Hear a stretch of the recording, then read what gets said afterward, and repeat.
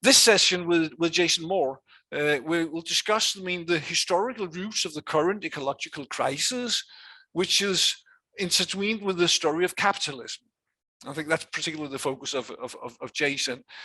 Jason was doing some groundbreaking research into world ecology, and will delve into the relationship between the global economy and the exploitation of nature, and how that contributes to the current climate, environmental crisis, and the injustices that we are facing.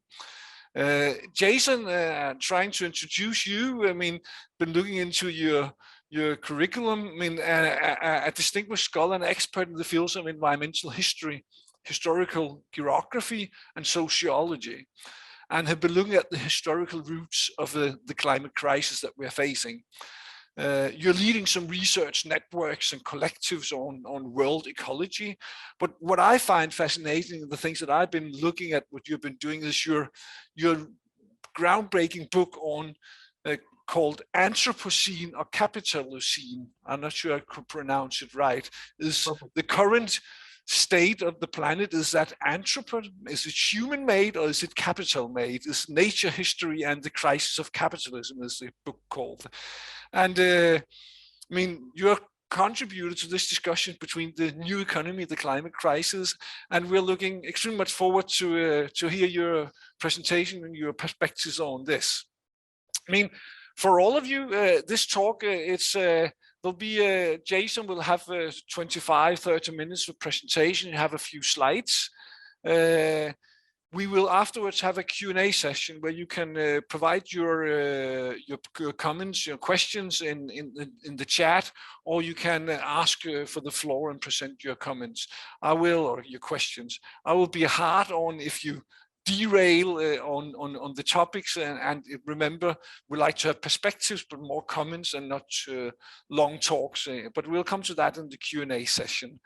I'll ask you please to keep your camera on. It's nice for everyone to see who's out there, and then while Jason is speaking, you'll be unmuted by Matthias, our technical expert on this session, and then we'll mute you during the presentation and we'll unmute you afterwards.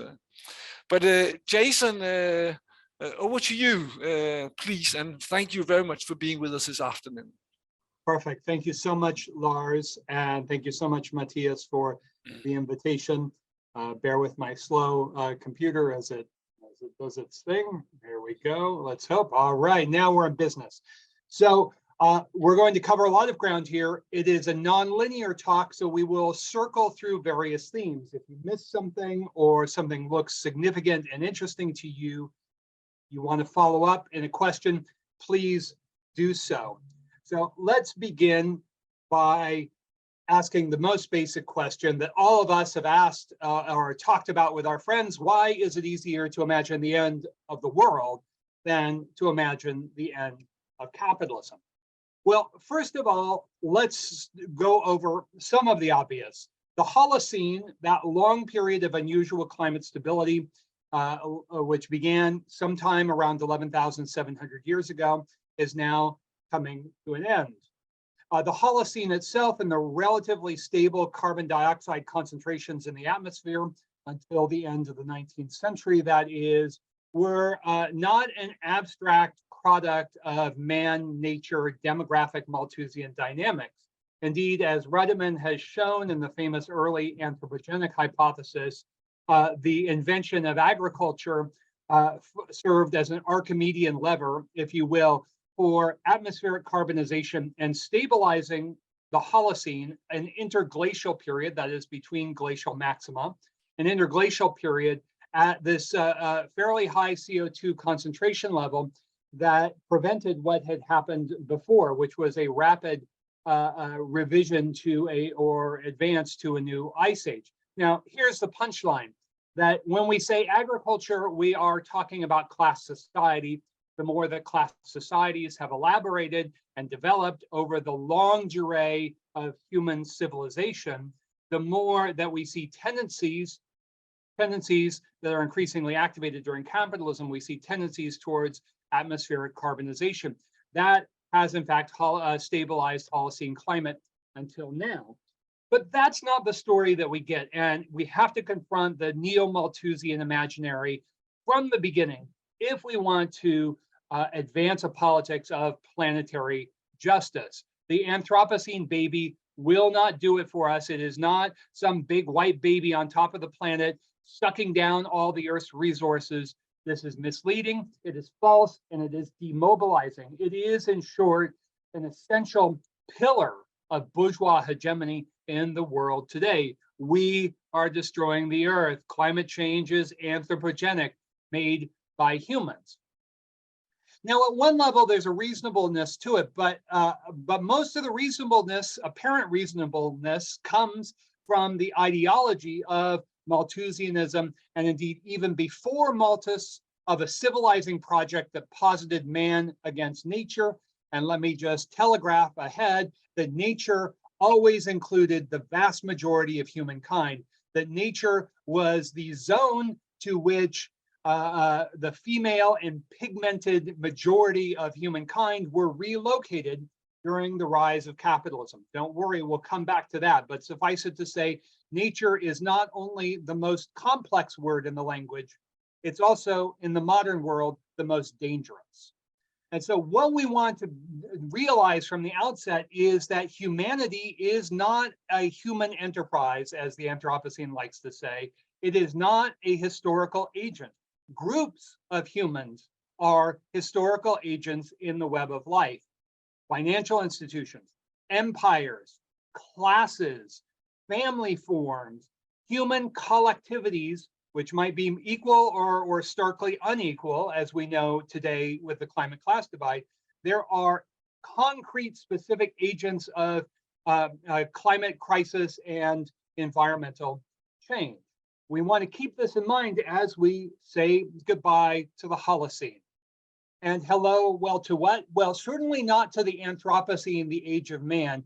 A more imperialist civilizing project cosmology is hard to imagine than the Anthropocene. If not the Anthropocene, then what? The Capitalocene. Now, the Capitalocene is not an argument about geological history. It is an argument about the origins, patterns of development, and points of rupture in the metabolisms of power, profit, and life in the capitalist era from 1492 onwards. So this is fundamental to the crisis and the impasse of today's environmentalist thought. There is a flight from history.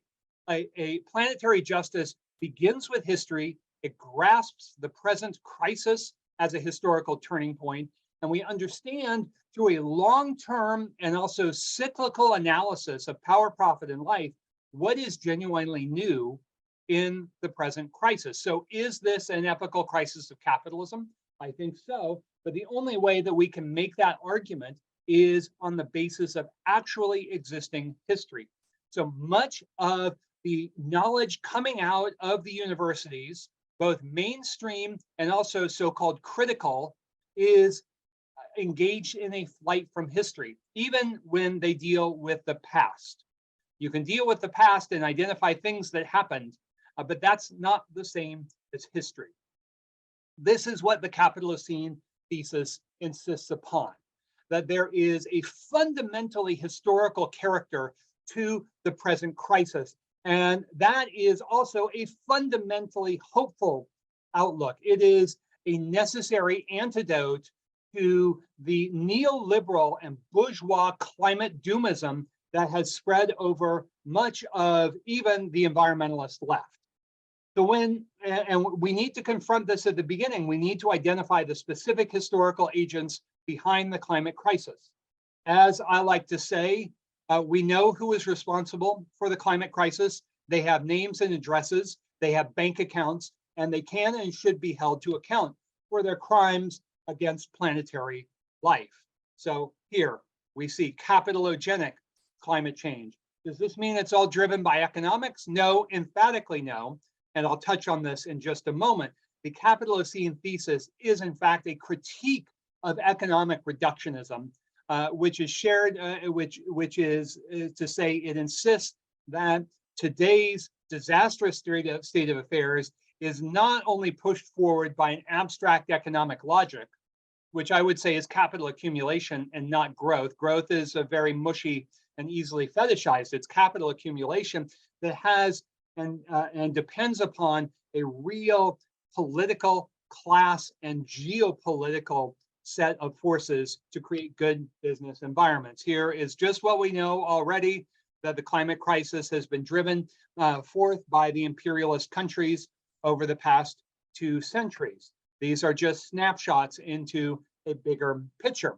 So this is the Capitalocene thesis, and the argument for planetary justice is a frontal attack not only on the neo-Malthusian imaginary of too many people, not enough land, but also of the technological and technocratic determinisms and fetishisms that too often colonize the environmental justice and eco-socialist imaginaries. So what I have said many times over the past decade is that when we understand the origins of planetary crisis, tells us almost everything we need to know about a person's assessment of the politics of climate justice. And so a view that starts narrowly with England, coal, and the steam engine misses out on the fundamental relations of geocultural domination like sexism, racism, and colonialism, Prometheanism, and the dynamics of exploitation. So for every act of exploitation in a classical Marxist sense that occurs in monetary terms, there is another larger extra economic, political, military, cultural, juridical relation of appropriating the unpaid work of, to quote the great Maria Mies, women, nature, colonies. So this is an argument to say that we need to grasp the climate crisis, the present climate crisis, as a world historical moment. And we don't need to be world historians, but we must concern ourselves with world history. To paraphrase an old French expression about politics, you can ignore world history, but world history is not going to ignore you. In sum, this directs us to the relations that create and reproduce the drive towards the planetary inferno. Shut down a coal plant or blow up a pipeline for a day, and you can slow the carbonization a little bit. If you stop and transcend the relations that created those steam engines and those pipelines, you can stop it for good. Is it more complicated? Yes, to be sure, but the relational point stands.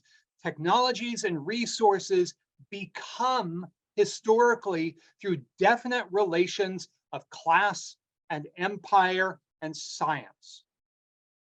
So why is it easier to imagine the end of the world than to imagine the end of capitalism? Well, we need to go back to the origins of capitalism, roughly speaking, to 1492. For those who are curious, you can look at Raj Patel and my book, A History of the World in 7 Cheap Things. There are also many essays on my website, to which I will link at the end of this talk. So the first thing that we need to understand is that man versus nature is not an innocent characterization, and it's not merely an epistemological fallacy. That is, it's not merely incorrect or inaccurate. These are man, nature, civilization, or today development, or today sustainable development, are reinventions of a civilizing project that was born in this early period. And this is the imaginary of the bourgeoisie. The bourgeoisie today wants us all to believe the end of the world is more likely than the end of capitalism, because the end of the bourgeoisie's world is the end of capitalism. And we have all taken on board ideologically, in terms of our worldview, elements of this man-nature binary, which is not only a philosophical, intellectual, analytical problem, it is also an ideological problem inscribed in the fundamental relations of what I'll call in a few minutes and telegraph the point now, the climate apartheid and climate patriarchy. Those, by the way, are not recent inventions. Those are inventions of this era, as I will explain momentarily. So keep that in your thought.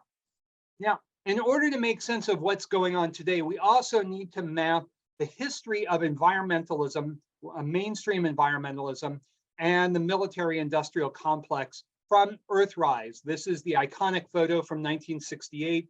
Others of you will have seen Blue Marble from 1972.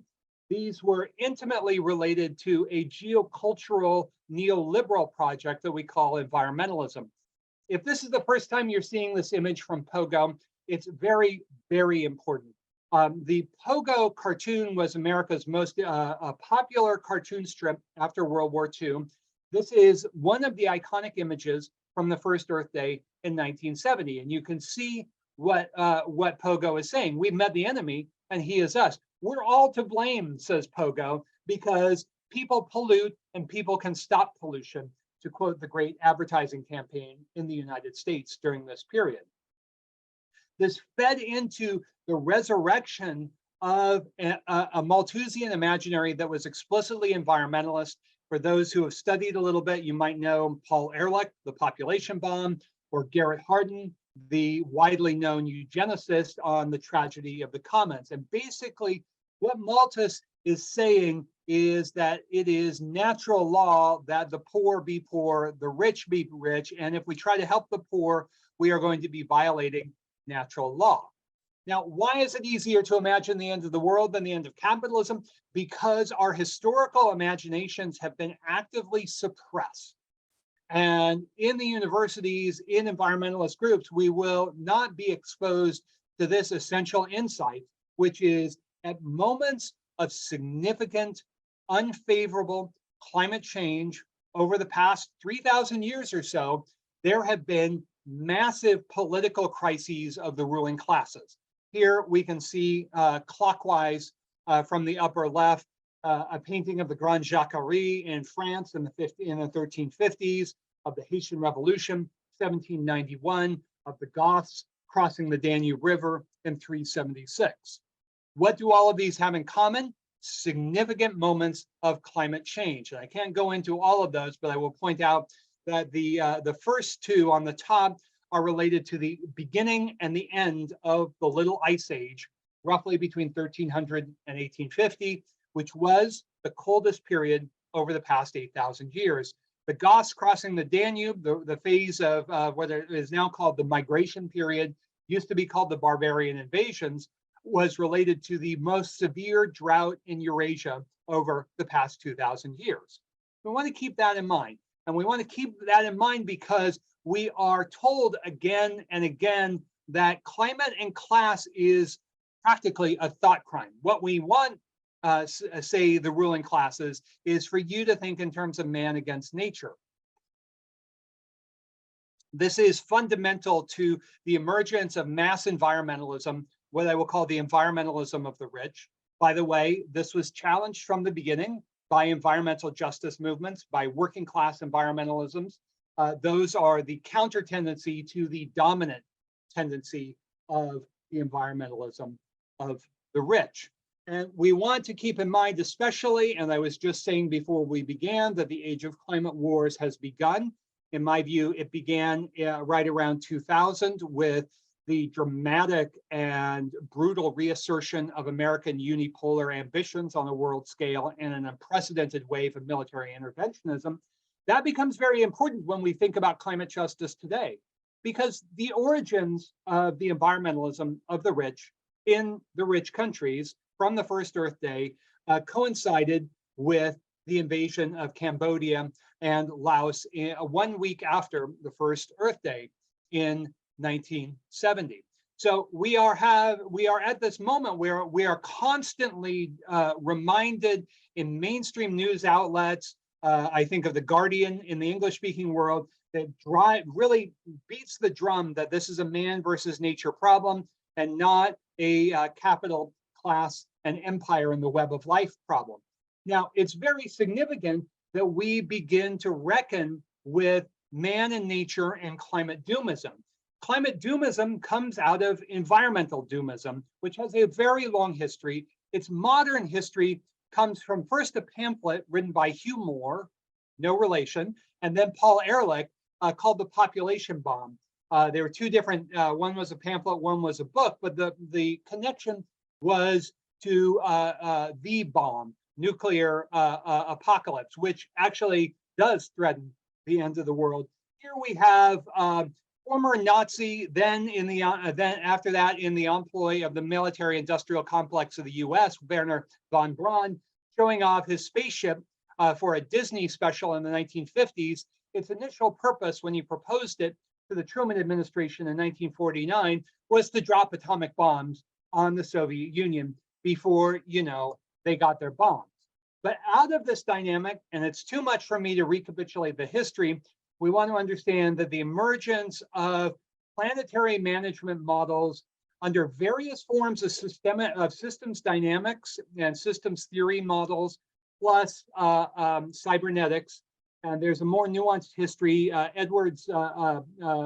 Edwards' book on this subject is brilliant. But for now, what I want to point out is the link between nuclear hegemony and the emergence eventually of the limits to growth study, which takes shape out of Jay Forrester's systems dynamic world 3 model, which you can see on the right. Planetary management and workplace management, and you can see on the left the diagram from the Harvard Business Review in 1958. Workplace management, planetary management come out of the same place. And this is what we're seeing very strongly today on the part of the Great Reset, of the World Economic Forum, and of other moves to basically advance a techno-scientific managerialism as a means of administering green austerity on a planetary scale. That is to achieve degrowth without justice. And we can talk about degrowth with justice, which I'm much more sympathetic to. But what we want to understand is that much of the Earth system modeling of today traces its lineages to the military-industrial complex and the emergence of forms of planetary managerialism after World War II. So I'm going to, and yet at the same time, this link of planetary managerialism, imperialism, and militarized accumulation is not new. On the left, you can see the American plans for a first strike nuclear war against the Soviet Union in 1954. There were many of these such plans. And indeed, the American Air Force was so confident they were going to engage in a first strike nuclear war that they saw no need for North American air defense. And on the right, you can see the major zones of epidemic disease following the invasion of the New World in 1492. They map on to almost precisely the zones of commodity production and exchange in colonial Peru, in central Mexico, in northeastern Brazil. In short, this was this birth of capitalism as a way of organizing nature, and indeed creating for the first time or contributing for the first time a capitalogenic force to climate change is very, very important. Now, don't worry, there's a lot of information here, but these are basically two proxies for the Northern Hemisphere for climate change. So one on the top relates to solar minima and maxima. So as you can imagine, solar energy coming in from the sun fluctuates, and that has an impact on planetary temperatures. On the bottom is volcanic activity. It could be refined considerably, don't get me wrong, but this basically tells us that major periods of destabilization in the history of civilizations of successive class societies in the Northern Hemisphere are related to unfavorable climate shifts. And there are a lot of mechanisms for why this is so, but ultimately the simplest possible answer is that the climate affects the growing season, and with it affects the possibilities for an agrarian surplus. Now, that could be done in a very Malthusian way. In this case, it's done in a very Marxist way, which is to say class is always class in the web of life. It's not class and nature, but class in the web of life and webs of life in class. Here, I will just run through a few slides on the way to concluding here. So there's going to be a lot of information. Don't worry about everything. The gist is when the climate changes in unfavorable ways, which looks different in different parts of the world. In the Northern Hemisphere, it looks like drought and cold, and sometimes severe, not just severe winters, but very rainy and cold summers as well. There are a series a cascading series of contradictions that are sort of detonated because while climate doesn't move anything historically, climate is pretty much in everything historically. So you think of the relations of political power, of class relations, of agriculture, of transportation, of war, et cetera, et cetera. Climate is in all of that. So when the climate changes to less favorable ways, the underlying contradictions begin to mount and explode. This happens again and again and again. Sorry again that we're having to move through this in a very fast way. And if you're curious, you can read more of what I've written. You can find other interviews, both published and on video, where I go through this in more detail. But in essence, moments of significantly unfavorable climate change are also moments of political possibility. And here's the punchline, that oftentimes the vast majority of people, the producing classes and the reproducing classes, peasants and workers and pastoralists, live better. The dark ages for ruling classes that come with these climate class crises become golden ages for the reproducing classes. And so with the crisis of Western Rome, there's a golden age for peasants across Central and Western Europe for several centuries. The crisis of feudalism, which is a climate class contradiction, creates a golden age or allows for a golden age of peasants and workers for about 150 years after the first waves of the Black Death. So here you can just see, this is just a sort of illustration of the climate class contradictions in the crisis of feudalism. These are only the most dramatic moments. Much more significant was the quotidian, everyday forms of resistance and class struggle at the level of everyday life that basically made it impossible for feudalism's ruling classes to reimpose the kind of feudalism they needed in order to maintain their position.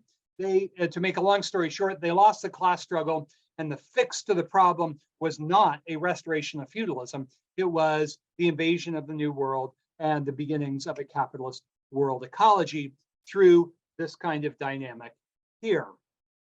So what I want to point out here is that this process of invasion, genocide, which was not merely a biological accident, it was driven by a search for cheap labor, which was what the empires could not obtain within Europe because of the strength of the peasantry.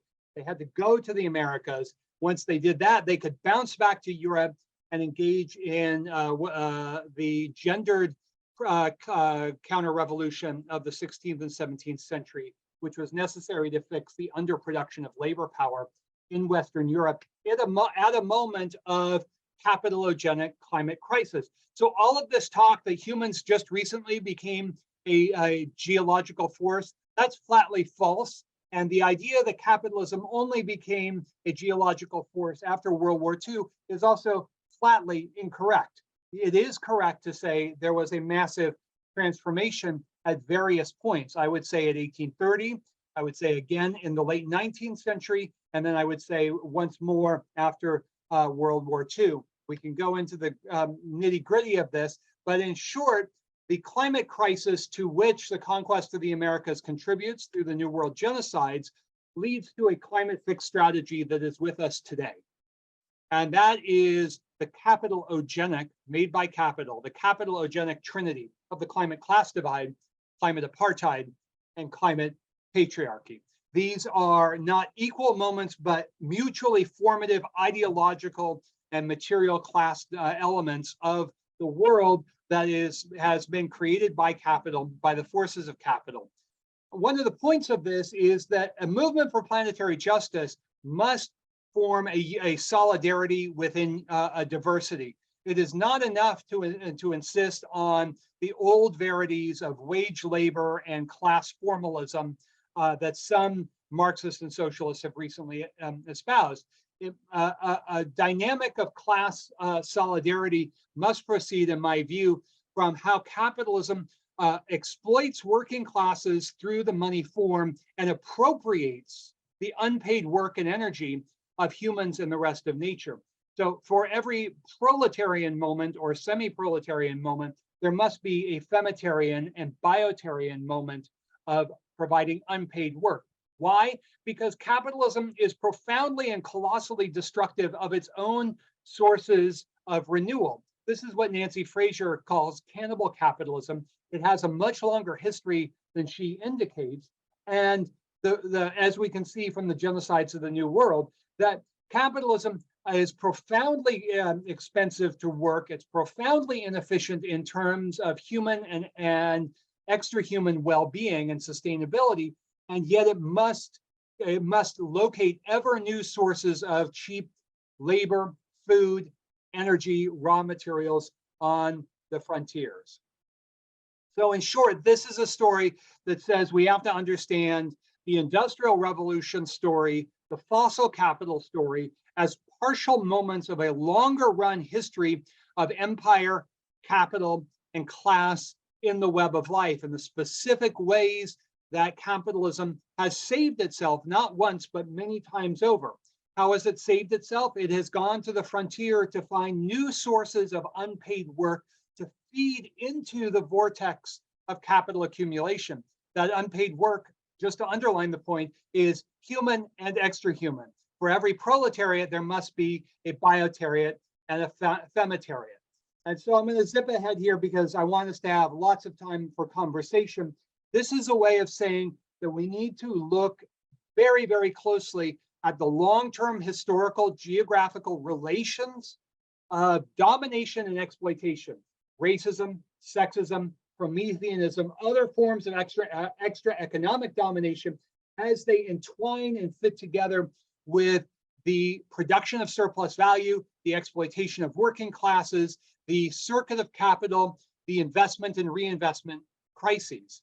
And so just to skip ahead and to make the point, this means we also need to look very, very closely at environmentalism in its mainstream forms as an expression of progressive neoliberalism. That is, as a fundamental pillar of neoliberal governance and rule. Naomi Klein and others come very close to this in saying, well, 50 years of this environmentalism of the rich, and what do we have to show for it?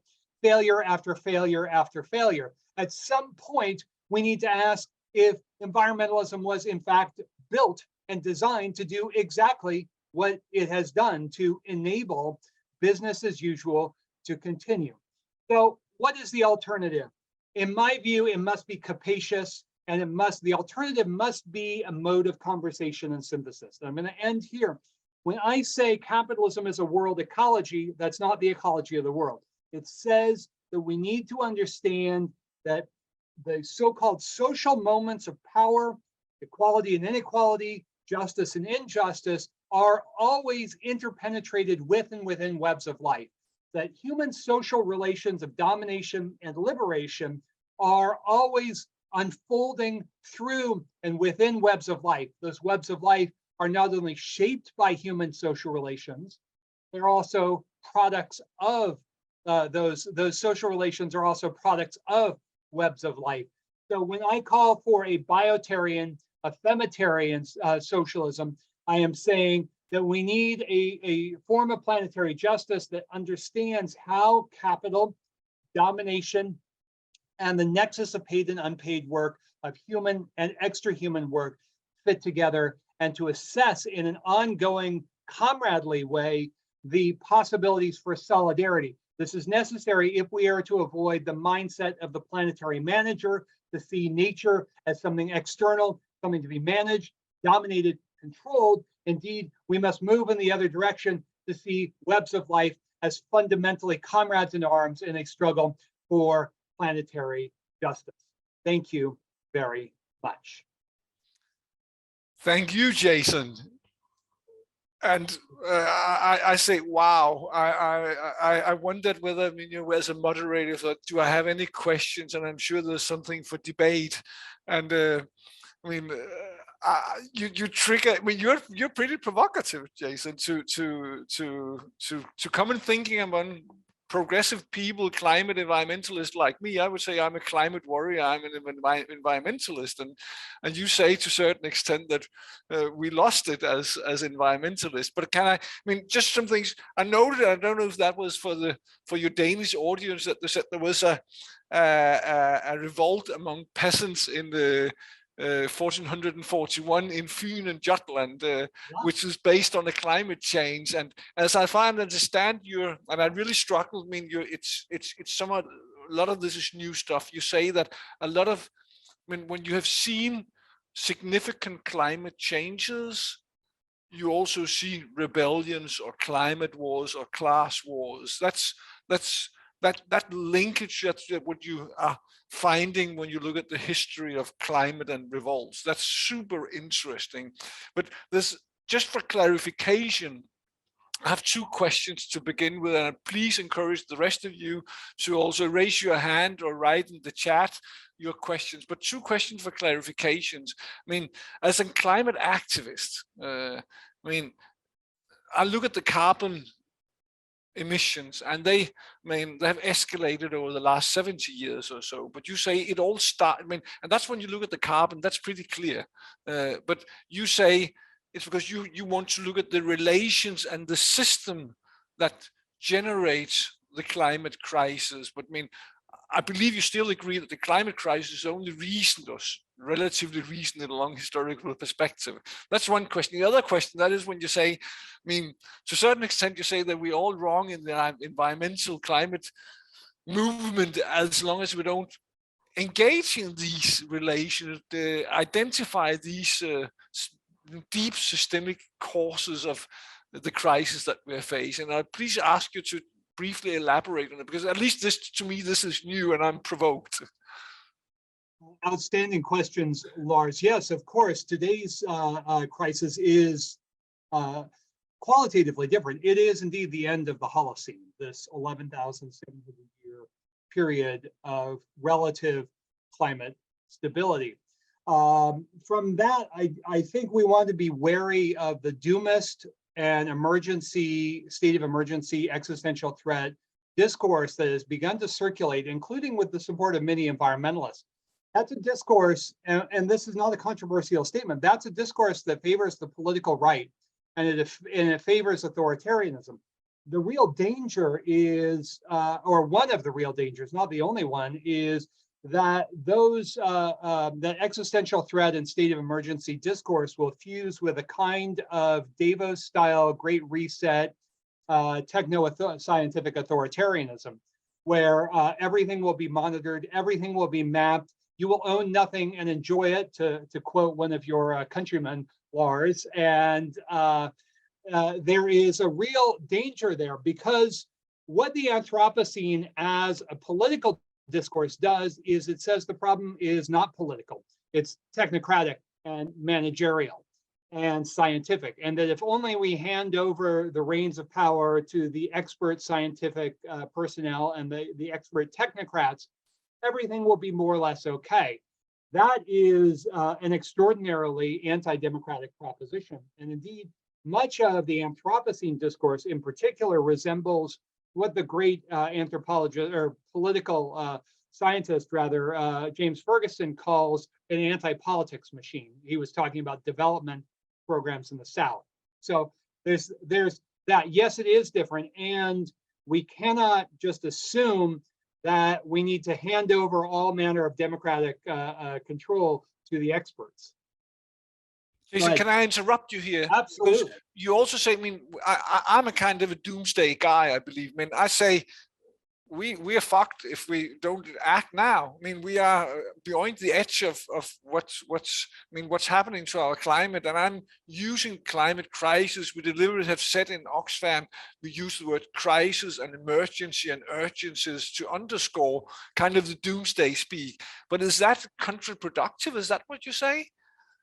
In a way, yes, it is for sure a crisis. So let's remember, crises are bifurcation points. They are fundamental rupture.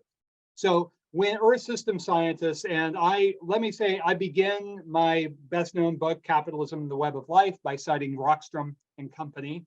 Rockstrom, by the way, is very, very problematic and loves to go to the World Economic Forum and celebrate big capitalism. But Rockstrom on planetary boundaries, that's sound. Yes, there are bifurcation points. There are, as David Barnowski and his colleagues emphasize, impending state shifts in the biosphere. Yes, indeed, there are crises. The language of we have X number of years left to go has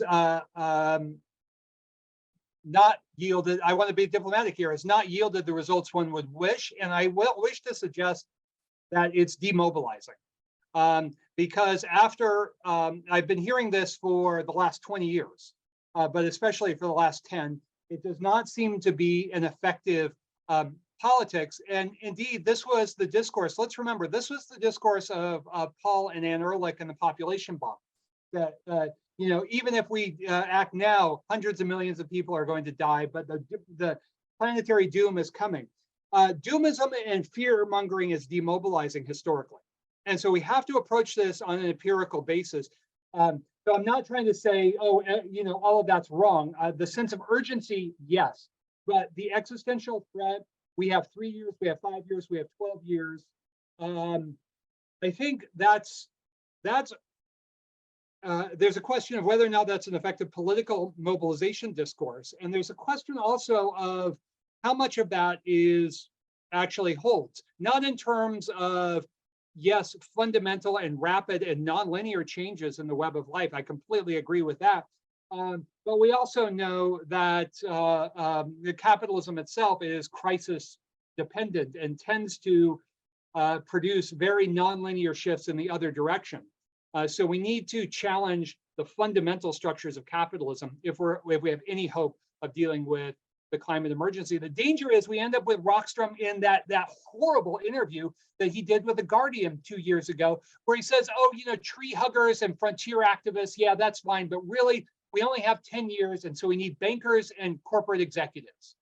And that is just politically wrong. And that's not what you're saying, Lars, but that logic of we only have 5 years or 10 years is what Johan Rockstrom espouses all the time. And many of that group of superstar Earth system scientists say the same thing.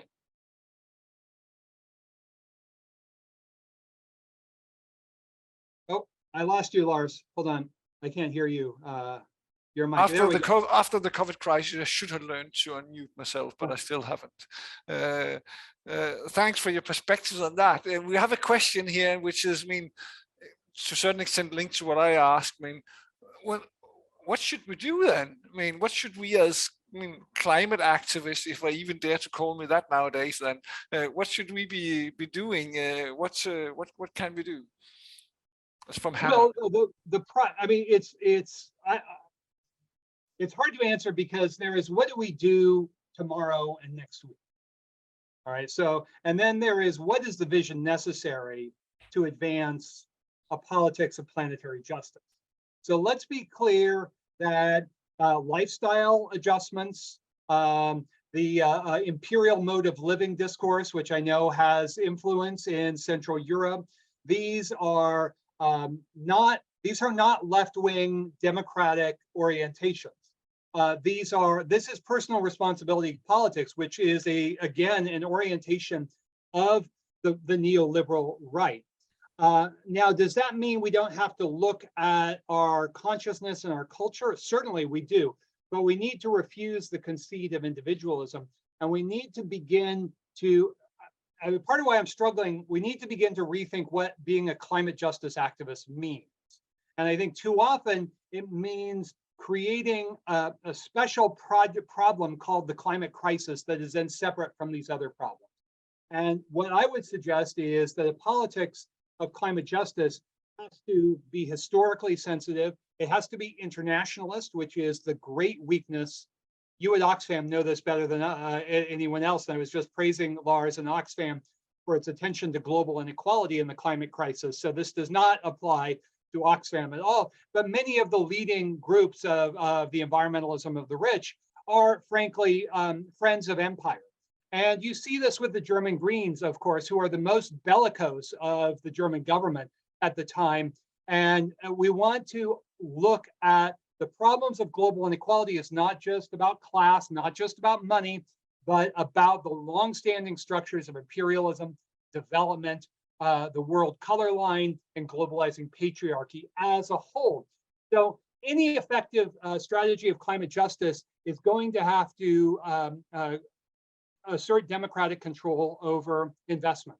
And there's simply no other way around that. And as long as as long as we have a climate justice politics that refuses to touch the banks, and the other sources, the other sort of investment mechanisms of capitalism, there's going to be absolutely zero progress on the carbonization question, except by a World Economic Forum green authoritarianism, green austerity program, which is very, very possible, very real.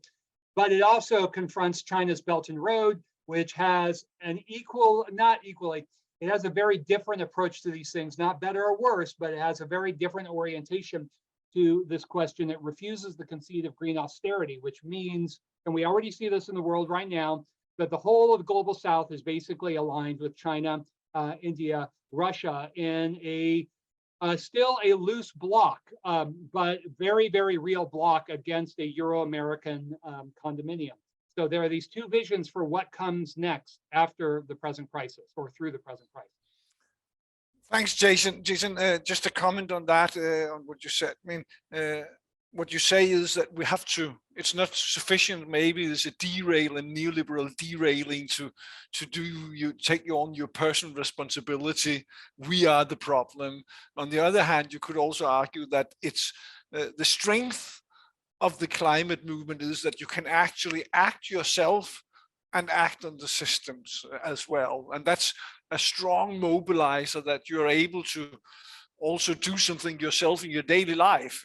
That's just a comment. I'm happy that I don't think so. I know. I mean, I respect what you're saying, and I've heard it. You say it very well. No, I don't think so. I think individual responsibility politics have been worse than nothing. I think that environmentalism historically, as it emerged, and there were more working class oriented sections of the green movement in Central Europe than in the United States. So there are differences as it took shape in the 70s and 80s. But what American environmentalism and with its global influence did was to reassert the idea that people vote with their dollars and lifestyle changes will trickle up to the system. That was worse than nothing, and it fed into an anti-working class and pro-imperialist political program in American neoliberalism. So it might look different in Europe.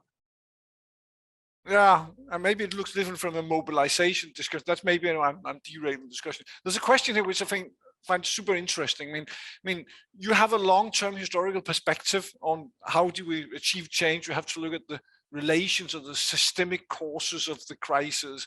However, we did actually achieve something with the Paris Agreement. We have, achieved. Well, we're still seeing an increase in emissions overall, but things are happening. There's a greater awareness. Capital is moving more towards sustainability and blah, blah, blah. It's, at least it is some progress. And you could risk saying, oh, we have a long-term historical thing, we've got to change and nothing will happen before we have the turnover of capitalism. Well, for one thing, I think capitalism is done. I think that we live in a period of zombie capitalism. I think that the history of climate crises, but especially one in which the ways that capitalism has fixed its climate crises no longer obtain. There are no more frontiers either of cheap labor or resources, and there are no more frontiers of cheap waste. And indeed, as I've just argued in a long and detailed essay, that the question of waste and pollution and laying waste may well be fundamental. The authors of Limits to Growth suggested as much. Again, I think I very respectfully, honestly, sincerely see it different. I see these climate agreements coming out of the various Paris and other moments as two things. One, a form of greenwashing to allow folks to feel like something is actually being done. And as you just indicated, carbonization is intensifying. We're seeing with the most recent phase of the climate world wars in Ukraine that Germany is firing up the coal plants, firing up the nuclear plants. This is going to be happening all around the world. And no, I'm not saying we need to wait for capitalism to be done. I think capitalism is done. And I think what we're seeing on your part is not capital trying to fix the climate crisis within the contours of the capitalist mode of production, but trying to lead the way towards a post-capitalist authoritarian, tributary, that's an older language that comes out of the work of Samir Amin, tributary resolution where politics will be in command. Sometimes it's called political accumulation. I think that that's what we're seeing. We're seeing two different forms of an argument for a post-capitalist political accumulation civilization. One out of China's Belt and Road, and the other out of some very, very tense and probably unsustainable compact between Washington, D.C. and the military industrial complex and Davos-style Great Reset politics. And by the way, let's not forget that the greatest threat to, I mean, if we want to be doomist, then let's look at the NATO proxy war in Ukraine, which is the latest of over 160 US foreign military interventions conducted since, wait for it, 1999. That this is something that Greens and environmentalists and climate justice advocates, by and large, are not talking about. It's the proliferation of American foreign interventions, of regime change politics, of unipolarity, which is driven to sustain the climate industrial carbonization relation. That's what it's over. And so we need to maybe go outside the box of climate justice politics, I would say.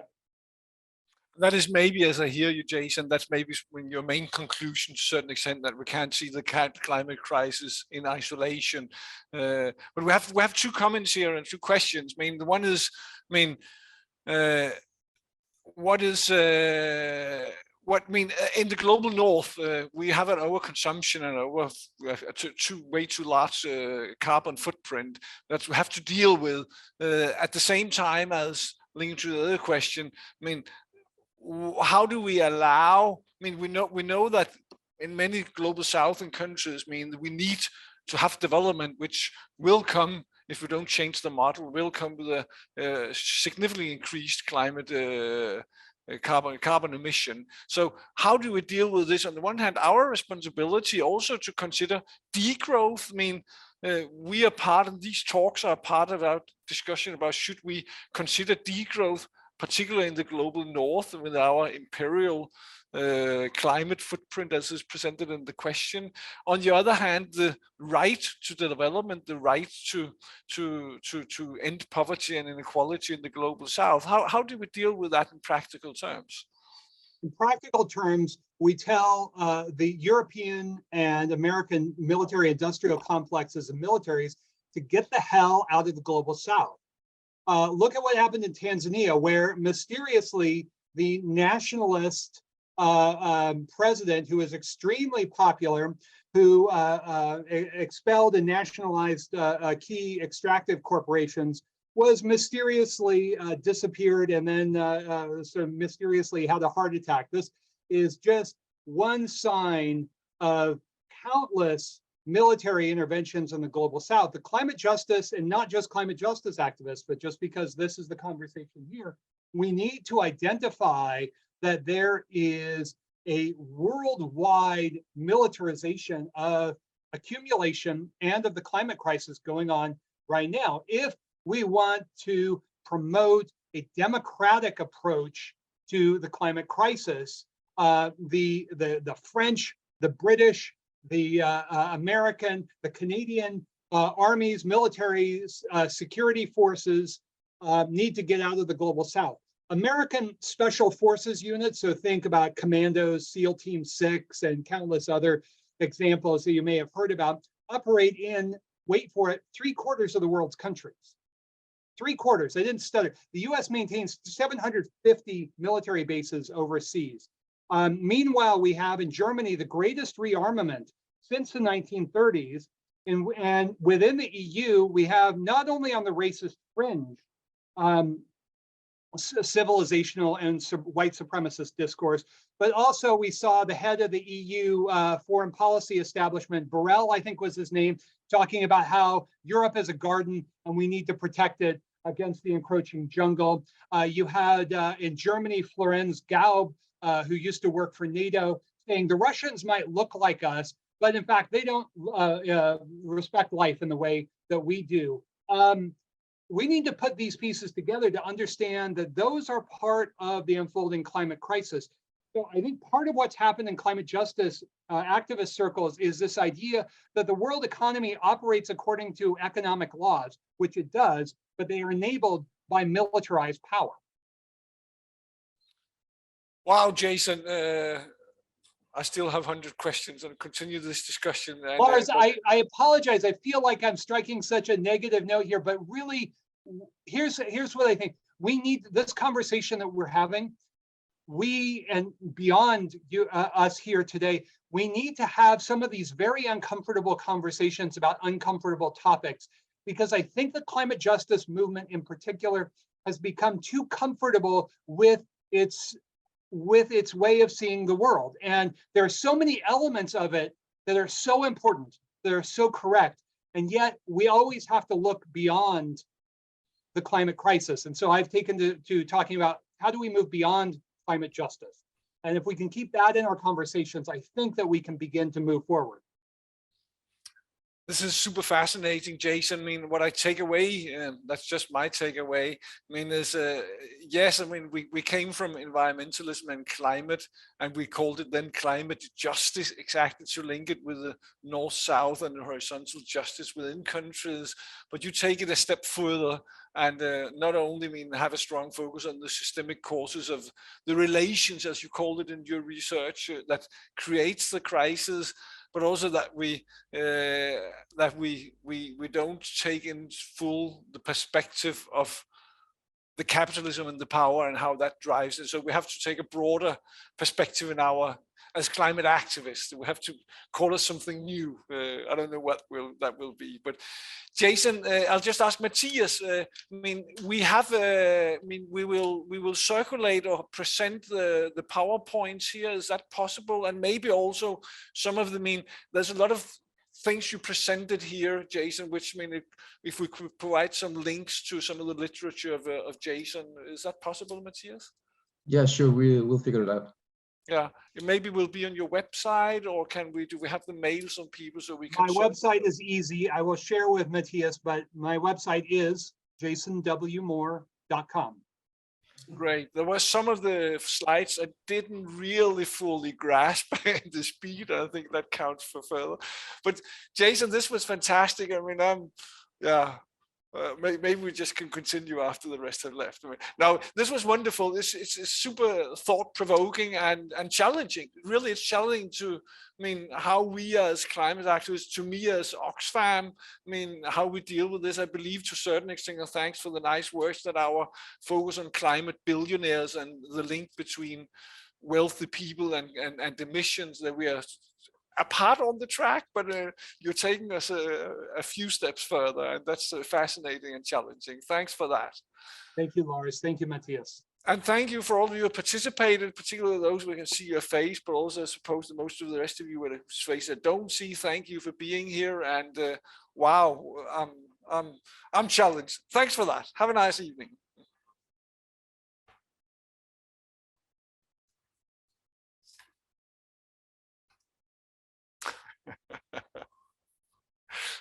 That was wonderful. And again, I want to say that I hate to be the contrarian.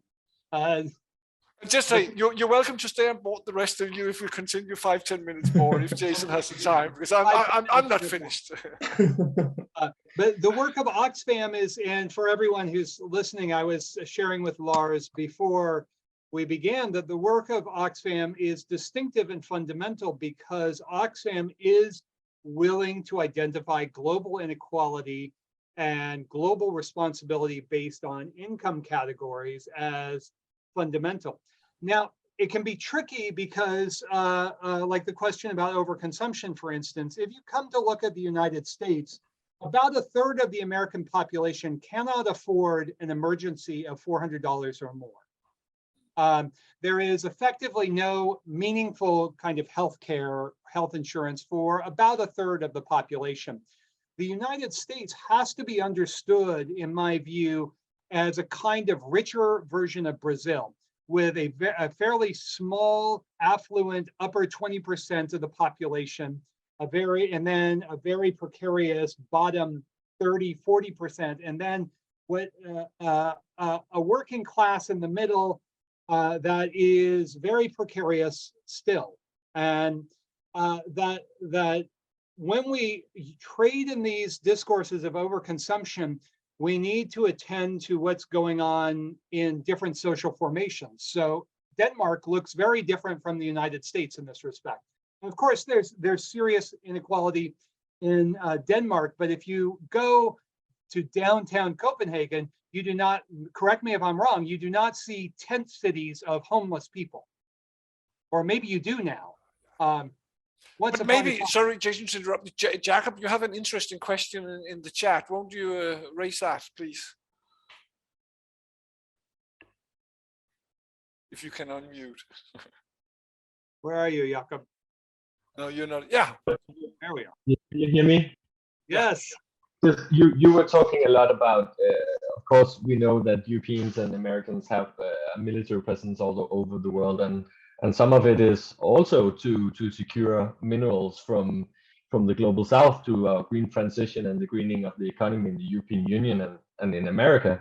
But when you look at that at the same time, and you suggest that America and the European Union pull out, and you say it in such a harsh term, that would mean genocide in between ethnic groups in all of Africa if we pulled out, let's say, of Congo or wherever. Of course, you have already had genocides in Rwanda and the Congos and so forth. The Rwanda genocide was driven by IMF structural adjustment. Yes, I agree. We have a lot of structural adjustments that has been causing these genocides before, but you can't just say, okay, we did something bad before, so we better leave now. No, that's not what I'm saying. I'm saying the U.S. now is directly implicated in tremendous violence and tremendous support for authoritarian regimes. Fully 1/3 of U.S. foreign interventions in its entire history, so since 1776, fully 1/3 of those have occurred since 1999. The American regime change politics has been horrifically bad in every instance. This is not a question of 200 years ago, 100 years ago, 50 years ago. If you can cite this, I don't think the Congo is a strong case for your argument. The Congolese extraction is enabled by a whole series of sweetheart deals with U.S. and European corporations, supported by a military that is freely armed by the U.S., but also states like Sweden, which export more arms per capita than any country in the world. So no, I don't think Congo is a strong case for what you want to argue. The idea that if the U.S. pulls out of places, genocides will occur, you would have to really pinpoint a precise moment. But I would say, if you say we have to pull out everywhere, yes, if that's your statement, then how would you mitigate genocides, killing of young girls and women? Where that was the argument. This is the argument for humanitarian imperialism that has been. I mean, I don't know how many times we have to go over this. It's flatly false. This was the argument for Afghanistan.